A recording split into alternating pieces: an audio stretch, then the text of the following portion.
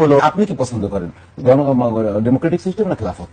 আমি অবশ্যই গণতন্ত্রকে শ্রদ্ধা করি, বুকে ধারণ করি, এবং আমি মনে করি যে গণতন্ত্রই হলো বাংলাদেশের ভবিষ্যৎ। গণতন্ত্র ছাড়া যদি বাংলাদেশের এখানে অন্য কোনো কিছু হয়, তাহলে সাউথ এশিয়াতে বাংলাদেশের ডিস্টেবিলিটি হবে এবং বাংলাদেশের সবাইকে নিয়ে যে স্টেটটা বর্তমানে আছে, স্টেটটা একটা সংকটের মুহূর্তে পড়বে। সুবহানাহু ওয়া তাআলা এই ব্যাপারে বলছেন সূরা আল মায়েদা 5 নম্বর সূরা 44 নম্বর আয়াতে কারিমায় বলছেন যে ব্যক্তি আল্লাহ সুবহানাহু ওয়া তাআলা কর্তৃক যা নাজিল করেছেন তা দ্বারা হুকুম করে না এবং তা দ্বারা শাসন করে না, তারাই কাফের। স্পষ্টভাবে এই আয়াত উল্লেখ করেছেন। দেখেন এবার আল্লাহর বিরোধিতা করে কুল পান কিনা। না, আমি ছোট মানুষ, আমার বিরোধিতা করতেই পারেন না, মানুষ হিসেবে আমার ভুল হইতে পারে, কিন্তু কোরআন বলছে এটা। আমি আয়াত নম্বর বলে দিয়েছি, 5 নম্বর সূরার 44 নম্বর আয়াত বের করে দেখেন, কোরআন খুলে দেখেন। যদি এরকম থাকে, আমি যা বলতেছি তাই থাকে, তাহলে কেন মানুষ পুত্র আব্রাহাম লিঙ্কনের সেই বিধান অনুযায়ী দেশ চলবে? কেন শাসন ব্যবস্থা চলবে? অবশ্যই কোরআন দিয়ে চালাতে হবে যদি সে মুসলিম হয়ে থাকে। এই ব্যাপারে ইবনে কাসির রহিমাহুল্লাহ, তো এটা তো কোরআনের আয়াত। এবার ইমামদের মত নেন। আমি ছোট মানুষ বললে তো উড়াই দেবেন, আমি ছোট মানুষ বললে তো বলবেন যা এ আবার কোত্থেকে আসছে। তো ইমাম ইবনে কাসির রহিমাহুল্লাহ, তাফসির ইবনে কাসির পৃথিবীর শ্রেষ্ঠ একজন তাফসির কারক, তাফসির ইবনে কাসিরের লেখক ইবনে কাসির রহিমাহুল্লাহ 3 নম্বর সূরার 119 নম্বর আয়াতের ব্যাখ্যায় তিনি বলেছেন, যে ব্যক্তি আল্লাহর নাজিলকৃত বিধান অস্বীকার করে বা এর চেয়ে ভালো কিছু আছে বলে মনে করে সে কাফের। কে বলেছেন?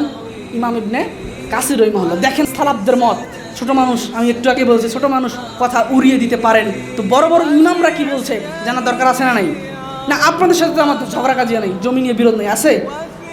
আমিও চাই আপনার কল্যাণ হোক, আপনিও চান আমার কল্যাণ হোক। আমি ভুল হলে আপনারা কোরআন হাদিস দিয়ে বুঝিয়ে দিবেন, আমি ভুল সংশোধন করে আপনার দলে চলে যাব। আপনি ভুল হলে আপনাকে কোরআন হাদিস দেবো, আপনি ভুল সংশোধন করে আমার দলে চলে আসবেন। এটাই হলো সালাফদের নীতি, তাই না?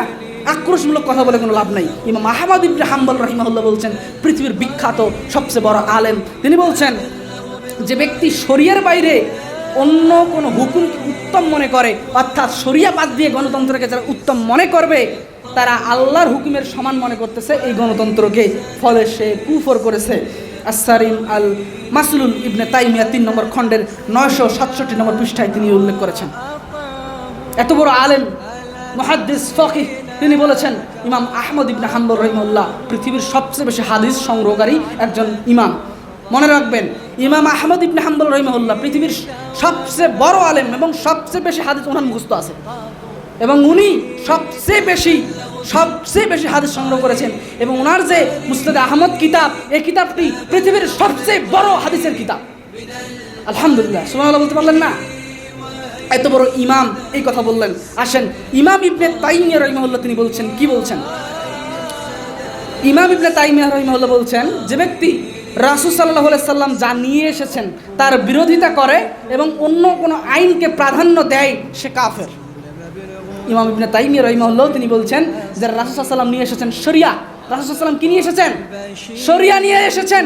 যারা এই শরিয়তের বিরোধিতা করে, যারা এই শরিয়তের আইনকে প্রাধান্য দেয় না, অন্য আইনকে প্রাধান্য দেয়, গণতন্ত্র, মানুষপুত্র আব্রাহাম লিঙ্কনকে প্রাধান্য দেয়, সে কাফের। মাজমু আল ফাতোয়া 3 নম্বর খণ্ডের 267 নম্বর পৃষ্ঠা।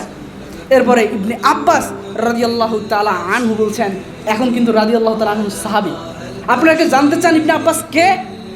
ইবনে আব্বাস হলো ওই সাহাবী যাকে আল্লাহ রাসূল সাল্লাল্লাহু আলাইহি ওয়াসাল্লাম বুকে জড়িয়ে ধরে বলেছিলেন, হে আল্লাহ, তুমি এই ছেলেকে দ্বীনের জ্ঞান, কোরআনের জ্ঞান, ইসলামের জ্ঞান দান করো।